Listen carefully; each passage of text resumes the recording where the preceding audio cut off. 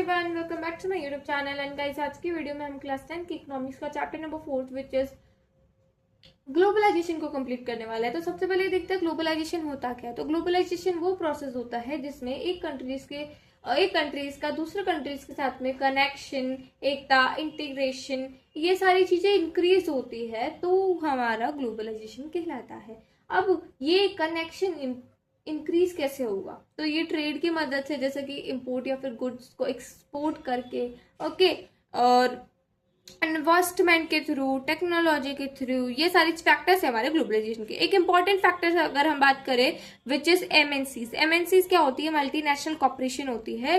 Multinational corporation क्या होती है? देखो, घबराना नहीं है। तो बेसिकली एक बड़ी बड़ी कंपनी होती है। जैसे कि अगर तुम लोग एग्जाम्पल लोगे एप्पल का, तो एप्पल क्या करता है, अपनी जो प्रोडक्शन है, मतलब फोन है, वो एक कंट्री से ज्यादा कंट्रीज में अपनी प्रोडक्शन को सेल करता है, तो वो एक एमएनसीज है। अब वापस पढ़ते हैं एमएनसीज क्या होती है। तो एमएनसी बेसिकली वो बड़ी बड़ी कंपनीज होती है जो कि अपनी प्रोडक्शन को एक से ज्यादा कंट्रीज के अंदर सेल करती है। ओके, अब एमएनसीज की एक खासियत पता है क्या होती है? ये ना सेल तो करती है, अपने गुड्स को दूसरी कंट्रीज में सेल तो करती है, लेकिन गुड्स बनाने के लिए भी अपनी जो फैक्ट्रीज वगैरह होती है ना, उनको भी अलग अलग कंट्रीज में सेटअप करती है। और वो ऐसे कंट्रीज में, ऐसी जगह पे अपनी फैक्ट्रीज को सेटअप करती है जहाँ पे उनको रिसोर्सेज सस्ते मिल जाए, लेबर सस्ते मिल जाए, और उनका जो मार्केट है, पास में मार्केट अच्छा हो, ताकि वो अपने प्रोडक्शन को सेल भी वहां पे कर सके। ये सारे फैक्टर देखती है। अब वो ऐसा क्यों देखती है? ताकि उनके जो प्रोडक्शन की कॉस्ट है, बनाने के जो सामान बनाने की कॉस्ट है, वो कम हो जाए और वो ज्यादा प्रॉफिट कमा पाए। जैसे कि अगर हम एग्जांपल ले एशियन पेंट्स, एप्पल, रिलायंस, तो ये सारी हमारे कुछ एमएनसीज होती है। ओके, अब अगर हम वर्क्स, एक्टिविटीज वगैरह देखें एमएनसीज की, क्या इंपॉर्टेंस होती है एमएनसीज की, तो एमएनसी सबसे पहले फर्स्ट वाला पॉइंट हमने डिस्कस कर लिया कि एमएनसीज अपनी फैक्ट्रीज को ऐसी जगह लगाती है, ऐसी जगह सेटअप करती है जहाँ पे उनको फैक्ट्रीज नहीं, सिर्फ not only factories but also offices, buildings वगैरह जो भी रिलेटेड है, वो सारी चीजों को ऐसी जगह पे सेटअप करती है जहाँ पे क्लोज टू मार्केट हो, मार्केट के पास में हो, रिसोर्सेज, ये सारी चीजें उनको सस्ते दामों में मिल जाए। ओके, अब जो हमारी एमएनसीज होती है ना, वो गुड्स और सर्विसेज को बहुत ही ज्यादा लार्ज स्केल पे प्रोड्यूस करती है, तभी तो वो अलग अलग कंट्रीज में अपने गुड्स को सेल कर पाती है। ओके, अब जो एमएनसीज होती है ना, वो बहुत बड़ा पार्ट ऑफ फॉरेन ट्रेड को भी कंट्रोल करती है, तो इस पार्ट को हम आगे भी समझने वाले हैं। ओके, तो इतना अभी ध्यान मत दो, बिकॉज हम इसको डिटेल में पढ़ने वाले हैं अभी थोड़ी देर में, ठीक है? तो वेट।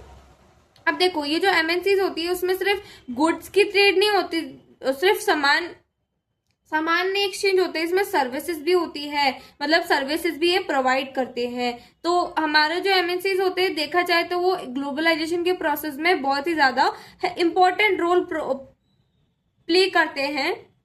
ज्यादा से ज्यादा गुड्स होंगे, सर्विसेज होगी, और इन्वेस्टमेंट होगी, टेक्नोलॉजी होगी, तो तभी तो कनेक्शन बढ़ेगा ना कंट्रीज के बीच में। इसलिए जो एमएनसीज होती है ना, वो अपने प्रोडक्ट को ग्लोबल मार्केट, मतलब अलग अलग कंट्रीज में अपनी प्रोडक्शन को सेल करते हैं। अब एमएनसीज अपनी प्रोडक्ट के लिए जो फैक्ट्रीज वगैरह होती है सारी कहाँ लगाती है? वैसे तो मैंने बता दी, जहाँ पे क्लोज टू मार्केट हो, स्किल्ड और अनस्किल्ड दोनों टाइप की लेबर उसको मिल जाए सस्ते दामों में, जहाँ पे फैक्टर्स जैसे कि लॉज, गवर्नमेंट, अलग अलग फैक्टर, जैसे कि वहां पे रिसोर्सेस कितने दामों में मिल रही है, ये सारे फैक्टर्स भी देखती है कि उनके प्रोडक्शन के लिए एरिया सही रहेगा कि नहीं रहेगा।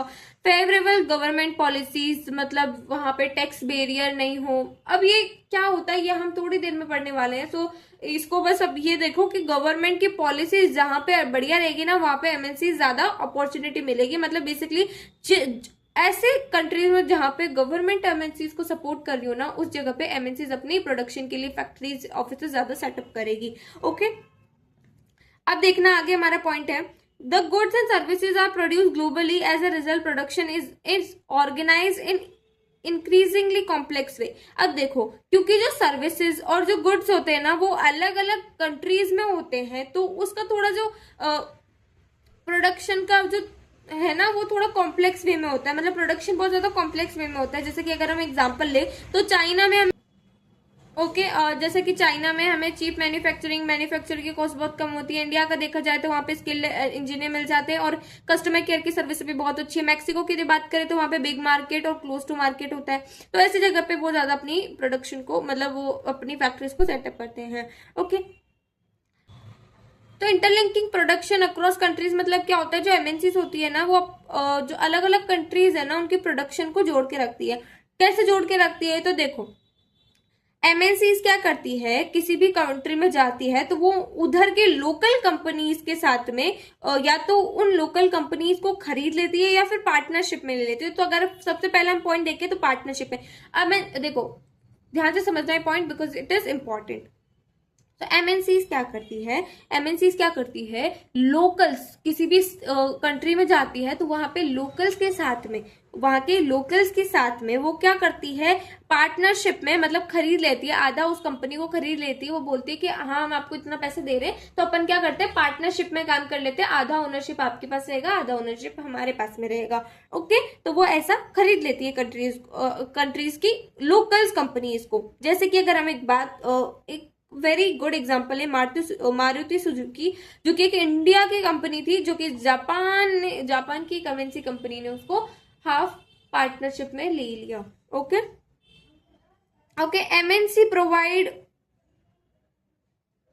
Money for investment like buying new machines. अब जो एमएनसीज होती है ना उन लोकल कंपनीज को सपोर्ट भी करती है। कैसे करती है, जो एमएनसीज होती है क्योंकि हाफ ओनरशिप उनके पास भी रहती है तो वो प्रोडक्शन के लिए पैसे वगैरह प्रोवाइड करती है। ठीक है, जैसे कि न्यू मशीन बाय करने के लिए पैसे वगैरह देती है। ओके, अब जो एमएनसी, अब अगर हम सेकंड पॉइंट देखें तो बाइंग लोकल कंपनी, सबसे पहला पॉइंट देखा तो वो पार्टनरशिप में ज्वाइंटली काम कर लेती है। दूसरी चीज कभी कभार क्या मोस्टली वो क्या करती है, लोकल कंपनीज को खरीद लेती है कि पैसे दे देती है और बोलती है कि आज ये कंपनी मेरी। जैसे कि अगर हम परखा फूड की बात करें तो ये क्या है, स्मॉल कंपनीज है जो कि एक लार्ज अमेरिकन कंपनी ने खरीद लिया, उसके बाद में कारगिल फूड्स हो गया उसका। ठीक है, अब placing order with small producer. अब एमएनसीज अपनी प्रोडक्शन को और कैसे इंक्रीज करती है, देखो एमएनसीज क्या करती है, अपनी प्रोडक्शन को खुद नहीं बनाती, वो लोकल्स को दे देती है। ठीक है, फिर लोकल्स को बोलती है कि लोकल्स को ऑर्डर दे देती है कि हाँ हमें ये प्रोडक्ट है, इतने दिन में चाहिए, आप हमें इतने दिन में बना करके दे देना, उसके बदले में हम उसको पैसे दे देंगे। ठीक है, तो फिर वो जो प्रोड्यूस, जैसे कि शूज की बात करें तो अगर कोई भी एमएनसी को शूज बेचने तो वो क्या करेगा, लोकल्स के पास जाएगा और लोकल्स को शूज बनाने का ऑर्डर दे देगा। तो जो लोकल्स है उसको शूज बना देंगे और जो एमएनसीज है वो लोकल्स को पैसे दे देगी। फिर जो एमएनसीज क्या करेगी, उसमें अपना ब्रांड का थप्पा लगा करके उसको सेल करने लग जाएगी। तो ये बेसिकली ये एक इम्पॉर्टेंट वे है जिससे वो अपने प्रोडक्शन की कॉस्ट को कम कर सकते हैं और जो सेलिंग प्राइस है उसको इंक्रीज, क्योंकि कम बेचारे लोकल्स को क्या है, सस्ते दामों में उनसे खरीद लेते, उनको सस्ते दामों में बेच देते, उनको सस्ते दामों में बोल देते बनाने के लिए, उनको कम पैसे दे देते हैं, सस्ते दामों में प्रोडक्शन खरीद लेते हैं और फिर उसको महंगे दाम में बेचते हैं। ओके, अब इन्वेस्टमेंट क्या होता है, तो वो पैसा जो कि हम किसी एसेट्स जैसे कि लैंड्स, बिल्डिंग्स, मशीन्स, अगर अदर इक्विपमेंट को खरीदने में लगाते हैं उसे हम इन्वेस्टमेंट बोलते हैं। जैसे कि आपने सुना होगा ना कि उसने इन्वेस्टमेंट कर दिया अपने पैसों का, मतलब उसके पैसों की जगह जमीन खरीद ली ताकि उसका पैसा सेफ पड़ा रहे। ठीक है, इन्वेस्टमेंट, अब जो एमएनसीज इन्वेस्टमेंट करती है ना उसे हम फॉरेन इन्वेस्टमेंट कहते हैं। Okay,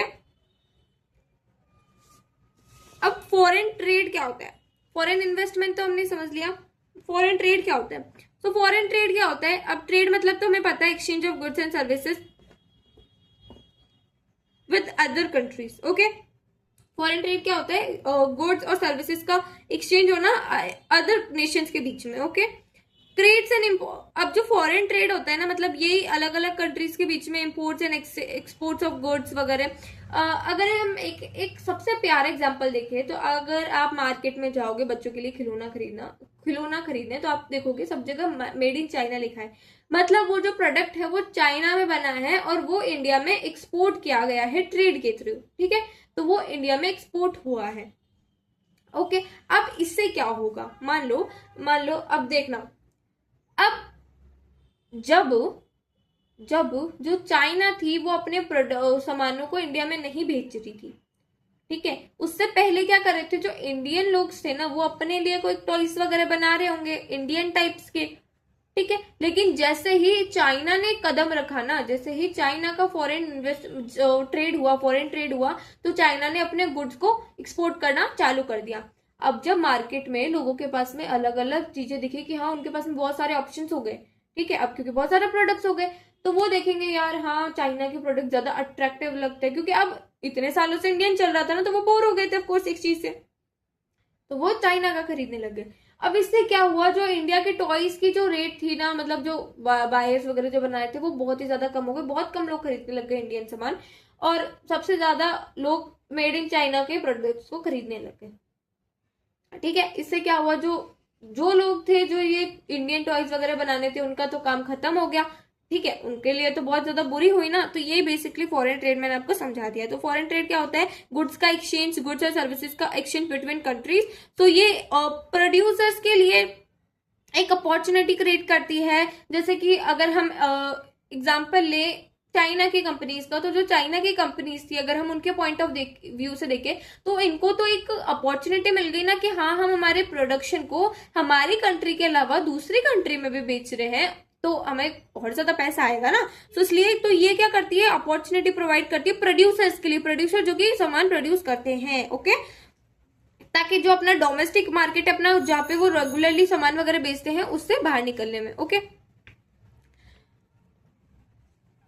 it connect and integrate the market and different nation for buyers. तो ये क्या करता है, अलग अलग मार्केट को कनेक्ट करता है या फिर इंटीग्रेट करता है इन डिफरेंट नेशन, अलग अलग कंट्रीज के मार्केट को कनेक्ट करता है। बेसिकली तुम लोग ये समझो, फॉर बायर्स, अब जो बायर्स होंगे ना उनके लिए और ज्यादा अच्छी अच्छी चॉइसेस होगी, बिकॉज ज्यादा प्रोडक्शन होगी प्रेजेंट, तो जितने ज्यादा ऑप्शन उतने ज्यादा फिर लोग चॉइस से पसंद करेंगे ना। मान लो अगर तुम्हारे पास में 2 चीज लगी है तो तुम लोगों को हाँ 2 ही है कि यार एक ले लेते हैं। ओके, इन दोनों में से एक लेनी है हमको, बट अगर आपके पास में बहुत सारी चीजें हो सामने, तो आपके पास में बहुत ज्यादा ऑप्शन आ जाते हैं, बहुत सारी चॉइसेस हो जाती है। ठीक है, तो अभी मैंने चाइनीज टॉयज का बता दिया, तो 70 to 80% शॉप्स उसने इंडियन टॉयज के साथ में रिप्लेस कर दिया। तो तुम लोग देख सकते हो कितना ज्यादा इम्पैक्ट रहा होगा उन लोगों को कितना डिफिकल्टी सहन करनी पड़ी होगी। ओके, जो इंडियंस है ना, इंडियंस उनको कितनी डिफिकल्टी रही होगी अपनी प्रोडक्शन को लेकर के। Okay, a large part of foreign trade, अब इससे हम कह सकते हैं कि जो एमएनसीज होती है वो फॉरेन ट्रेड का भी लार्ज पार्ट को कंट्रोल करती है। ओके, अब अगर हम फोर्ड मोटर्स का एग्जांपल देखें, जो एक इंडिया की कंपनी है जो कि कार प्रोड्यूस करती है, वो अपनी कार्स को डेवलपिंग कंट्रीज में भी एक्सपोर्ट करती है, और कार के कंपोनेंट्स को भी। तो ये एक हमारी एमएनसीज है। Foreign trade and foreign investment हमारा मिल करके ग्लोबलाइजेशन प्रोसेस को इम्प्रूव करता है, इंक्रीज करता है। ओके, अब देखो इसमें सामानों का इंपोर्ट एक्सपोर्ट तो होता है, साथ में लोग भी माइग्रेशन होते हैं एक कंट्री से दूसरी कंट्री तक, ताकि उनको बेटर जॉब एजुकेशन वगैरह मिल जाए। अब देखो हमारा factors that have enabled globalization, वो फैक्टर जिन्होंने ग्लोबलाइजेशन को एक बेसिकली एक मेन चीज बना दिया है, ग्लोबलाइजेशन के प्रोसेस को हवा दी है तुम लोग बोल सकते हो। सबसे पहले है टेक्नोलॉजी, सबसे इंपॉर्टेंट है, सबसे मेजर फैक्टर है ग्लोबलाइजेशन का, जो कि टेक्नोलॉजी है। ठीक है, तो अब जैसे मान लो टेक्नोलॉजी इंप्रूव होगी तो हमारा जो गुड्स वगैरह का इंपोर्ट एक्सपोर्ट होता है ना, उसका कॉस्ट भी कम होगा। कैसे कम होगा, देखो क्योंकि जैसे जैसे टेक्नोलॉजी बढ़ेगी ना, वैसे आपके पास में अलग अलग ऑप्शंस होंगे। फॉर एग्जाम्पल अगर हम पहले की बात करें तो पहले क्या होता था, सिर्फ गुड्स शिप से आते थे, शिप्स और कुछ ही गुड आ पाते थे। जैसे कि अगर हम बात करें तो गुड्स क्या आते थे, कंटेनर में आते थे। अब मान लो किसी कंट्री से दूसरी कंट्री तक मीट को ट्रांसपोर्ट करना है, तो मीट ऐसी चीज है जो कि खराब हो जाता है और शिप से ट्रांसपोर्ट होने में भी बहुत टाइम लगाता है। तो अब क्योंकि ज्यादा से ज्यादा मीट तो जा नहीं सकता, कुछ ही मीट जा सकता है, जो कि अब लोगों ने कुछ ही मीट जा सकता है, वो भी कैसे कि आप डायरेक्ट मीट को नहीं लेके जाओ, एनिमल्स को लेके जाओ। बट एनिमल्स को लेके जाना इतने दूर दूर तक कंट्री के लिए वो भी डिफिकल्ट हो जाता है, तो कुछ ही एनिमल जिंदा रहते हैं। तो इसलिए जब भी प्रोडक्ट कम होता है ना, डिमांड बढ़ती है, तो क्या होता है, हमारा वो प्रोडक्ट महंगा हो जाता है। तो अब क्योंकि टेक्नोलॉजी आ चुकी है तो मीट डायरेक्ट रेफ्रिजरेट वाले कंटेनर आने लग गए, जिससे अगर हम उसमें रख देते तो वो खराब नहीं होते हैं बहुत लंबे टाइम तक। तो उससे हमारे पास में एक जगह से दूसरी जगह तक मीट का ट्रांसपोर्ट होने लग गया, जिससे हमारी उसकी कॉस्ट कम हो गई। ओके, सो ये बेसिकली टेक्नोलॉजी की वजह से हुआ। टेक्नोलॉजी मतलब कम्युनिकेशंस वाली टेक्नोलॉजी, इंफॉर्मेशन से रिलेटेड टेक्नोलॉजी। देखो कनेक्ट कंट्रीज थ्रू टेलीकम्युनिकेशन, जो टेक्नोलॉजीज होती है ना, टेक्नोलॉजी होती है वो कंट्रीज को टेलीकम्युनिकेशन के थ्रू जोड़ के रखती है। टेलीकम्युनिकेशन क्या होता है, जैसे कि टेलीग्राफ, टेलीफोन, फोन्स, फैक्स, इन सारी चीजों से जोड़ के रखती है कंप्यूटर से। और इंटरनेट क्या करता है, इंटरनेट भी जोड़ने का काम करता है, जो कि एक टेक्नोलॉजी का ही है। तो इंटरनेट क्या करता है, इंटरनेट के थ्रू हम किसी एक कंट्री से दूसरे कंट्री तक ईमेल भेज सकते हैं, वॉइस मेल भेज सकते हैं, ठीक है। और इसकी जो कॉस्ट होती है ना, वो भी बहुत ज्यादा ना के बराबर होती है। अब liberalization of foreign trade and investment policy. Liberalization मतलब क्या होता है, फ्रीडम बेसिकली। तो लिबरलाइजेशन ऑफ फॉरेन ट्रेड क्या होता है, रिमूविंग जितने भी बैरियर्स और रिस्ट्रिक्शंस थे ना, जो कि गवर्नमेंट ने लगाए थे, उसे हम लिबरलाइजेशन बोलते हैं। ये क्यों होता है, ताकि कंट्री इजीली ट्रेड कर पाए। अब देखो एक एग्जांपल से समझते हैं। मान लो एक कंट्री से, अगर हम इंडिया की बात करें, तो इंडिया में आजादी के बाद में क्या हो गया था, जो गवर्नमेंट थी उन्होंने मना कर दिया था कि हम फॉरेन ट्रेड नहीं करेंगे, इसलिए उन्होंने टैक्स बैरियर लगा दिया था। मतलब बहुत ज्यादा टैक्स बढ़ा दिया था फॉरेन ट्रेड के लिए। ओके, जो कंपनीज आती थी उनको बहुत ज्यादा हाई टैक्स को पे कर, बहुत ज्यादा हाई टैक्स पे करने पड़ते थे इधर प्रोडक्शन को सेल करने के लिए। अब देखो कोई भी कंट्री, कोई भी एमएनसी इतनी पागल नहीं है जो इतनी सारी कंट्रीज को छोड़ के ऐसे कंट्री में ट्रेड करेगी जहां पे टैक्स इतना सारा है, तो वो इधर ट्रेड नहीं करती थी। तो बेसिकली टैक्स बैरियर हमारी कंट्री ने लगा दिए थे। ताकि क्या हुआ, अब ये क्यों लगाए, ताकि जो हमारे जो लोकल्स है ना, जो हमारे, क्योंकि आजादी के बाद में सबकी स्थिति बहुत ज्यादा डाउन थी, तो हमारे जो खुद के जो बायर्स थे, स्मॉल स्केल इंडस्ट्रीज के ओनर्स थे, उनको अपॉर्चुनिटी दी कि हाँ भाई पहले तुम लोग ग्रो कर लो, हम कोई सामान बाहर से नहीं मंगाएंगे। ताकि, क्योंकि अगर बाहर से सामान आएगा ना, तो लोग क्या करेंगे, बाहर वाले को शायद ज्यादा महत्व दे, तो इससे उनमें कंपटीशन ज्यादा बढ़ जाएगा, और वो अभी कंपटीशन करने की हालत में ही नहीं है। तो इसलिए उन्होंने टैक्स बैरियर लगाया। अब इन रिस्ट्रिक्शन को रिमूव करना, इन बैरियर्स को रिमूव करना जो कि गवर्नमेंट ने लगाया था, इस लिबरलाइजेशन, इसी को हम लिबरलाइजेशन बोलते हैं, ताकि जो कंट्रीज है वो इजीली ट्रेड कर पाए। टैक्स बैरियर क्या होता है, जो कि इंपोर्ट्स होते हैं ना, उस पर जो टैक्स होता है वो हमारा टैक्स बैरियर होता है। इसको हम बैरियर बोलते हैं because some restrictions has been set up by government. जो कुछ रिस्ट्रिक्शंस मतलब कुछ ऐसी चीजें जो गवर्नमेंट ने सेटअप कर दी है, कैन यूज और टैक्स बैरियर टू इंक्रीज, कुछ रिस्ट्रिक्शन लगा दिए हैं, कुछ ऐसी कंडीशंस वगैरह अप्लाई बोल दिए कि तुम्हें फॉलो करनी पड़ेगी, जो कि एमएनसीज के लिए बहुत ज्यादा डिफिकल्ट होगी फॉलो करने के लिए। ओके, अब जो गवर्नमेंट है वो क्या करती है, टैक्स बैरियर को एक इंक्रीज या फिर डिक्रीज, या फिर तुम लोग बोल सकते हो फॉरेन ट्रेड को कंट्रोल करने के लिए टैक्स बैरियर्स लगाती है, ठीक है। और ये डिसाइड करने के लिए भी कौन सा गुड़ किस प्रकार का कितना हमारे कंट्री के अंदर आना चाहिए। अगर कोई ऐसा गुड़ आ रहा हो जो कि हमारी जो गवर्नमेंट है वो बोल रही है कि नहीं यार दिस इज नॉट गुड, ये हमारे लिए अच्छा गुड़ नहीं है, तो वो क्या करेगी, उस गुड़ पे टैक्स बैरियर लगा देगी। तो अपनी जो कंपनी है वो खुद ब खुद ही मान जाएगी। ओके, ठीक है। तो अगर एक एग्जाम्पल से देखें, तो अगर जो गवर्नमेंट है वो टॉयज पे टैक्स लगा दे, तो क्योंकि टैक्स लग जाएगा तो बायर्स को भी प्राइस तो उसकी बढ़ेगी ना, सामान की टैक्स लगेगा तो लोग खरीदेंगे ही नहीं उसको। ओके, अब आफ्टर इंडिपेंडेंस जो गवर्नमेंट है उसने टैक्स बैरियर लगा दिए थे। ये मैंने तुम लोगों को सारा समझा दिया, वापस समझा देती हूँ, ताकि जो हमारे प्रोड्यूसर्स है वो बचे रहे, उनको ज्यादा कंपटीशन फेस ना करना पड़े और वो खुद ही ज्यादा डेवलपमेंट हो जाए। देखिए, बट कुछ इंपोर्ट्स आ रहे थे जैसे कि machinery, fertilization, petroleum, because all development country during is early stage of development have given production to domestic production. कुछ आ रहे थे, लेकिन अगर हम देखें सभी डेवलप्ड कंट्री जो भी है, उन्होंने अपने शुरुआत के दिनों में ऐसा टैक्स बैरियर्स वगैरह लगा दिए थे। ओके, अब हम बात करें 1991 में, जो अब बहुत ज्यादा गवर्नमेंट ने टाइम दे दिया था कि हाँ तुम लोग अपनी प्रोडक्शन वगैरह इंक्रीज करो, हम तुम्हें कोई भी कंपटीशन नहीं फेस करने पड़ेंगे।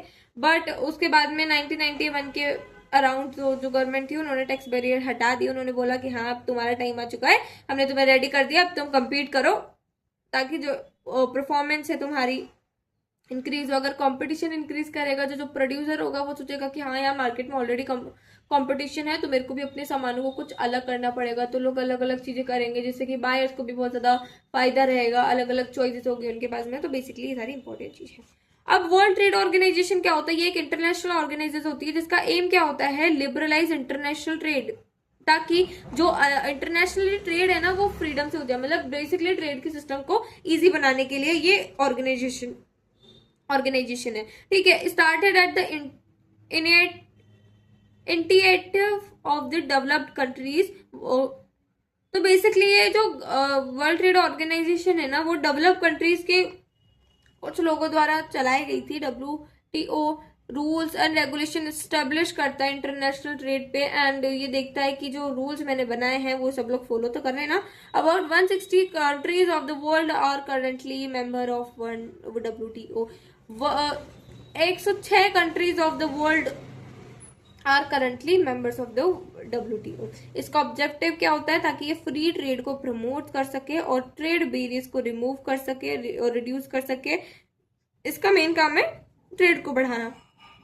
अब जो ग्लोबलाइजेशन है ना, हर सिक्के के दो पहलू होते हैं, वैसे ग्लोबलाइजेशन के दो पार्ट बोल सकते हो, पॉजिटिव नेगेटिव, दो इम्पैक्ट्स है। पॉजिटिव देखो, अगर हम ग्लोबलाइजेशन की बात करें तो इससे लोगों को जॉब्स अपॉर्चुनिटी ज्यादा मिलेगी, लोगों की रहने की कंडीशन अच्छी होगी, बेटर क्वालिटी और वैरायटी ऑफ गुड्स मिलेंगे उनको, ग्रोथ होगी इंडस्ट्रीज एंड इकोनॉमिक्स में कंपटीशन के जरिए।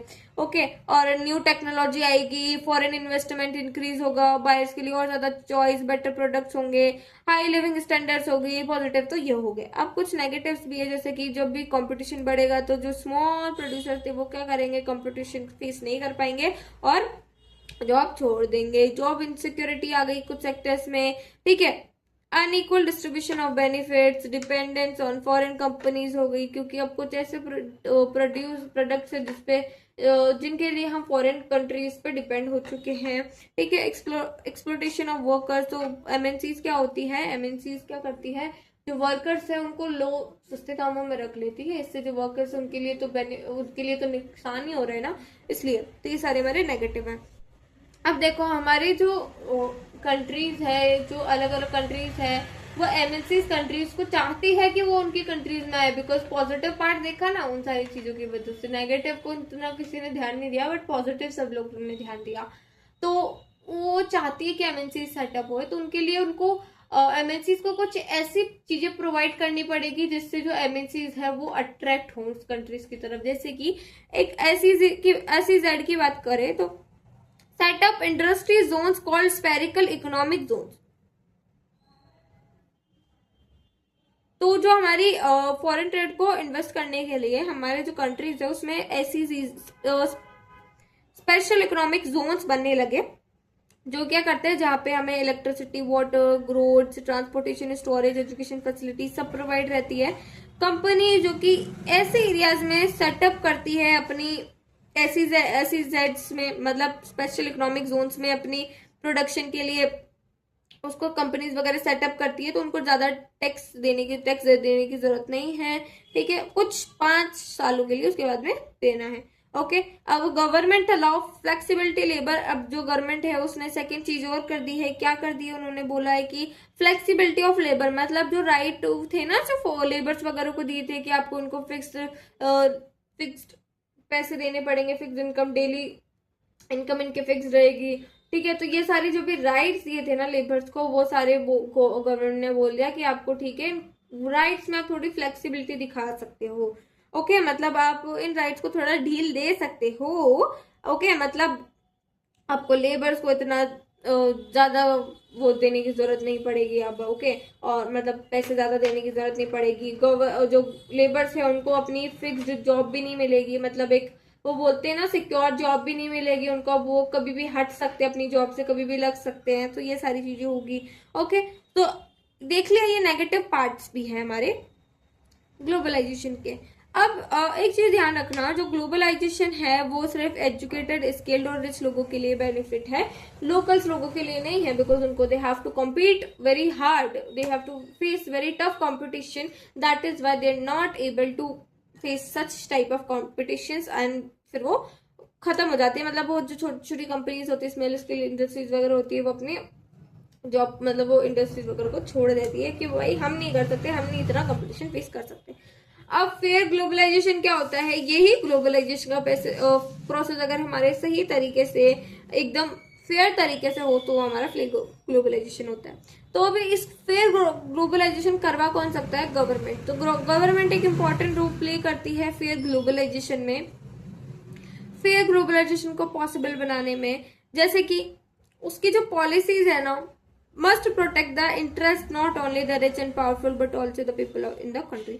अब वो जो ऐसा कर सकती है कि कुछ ऐसी पॉलिसीज बना करके जो कि सिर्फ रिच लोगों को सपोर्ट नहीं करती बल्कि ऐसे कुछ कॉमन पीपल्स को भी सपोर्ट करे, ऐसी पॉलिसीज बनाए, ठीक है। गवर्नमेंट एक श्योर कर सकती है कि जो लेबर लो है वो प्रॉपरली इंप्लीमेंटेड हो और वर्कर्स को अपने राइट मिले, कोई भी उनके राइट वॉयलेट नहीं हो। वो स्मॉल प्रोड्यूसर्स को सपोर्ट कर सके ताकि वो अपनी परफॉर्मेंस को इंक्रीज कर सके। देखो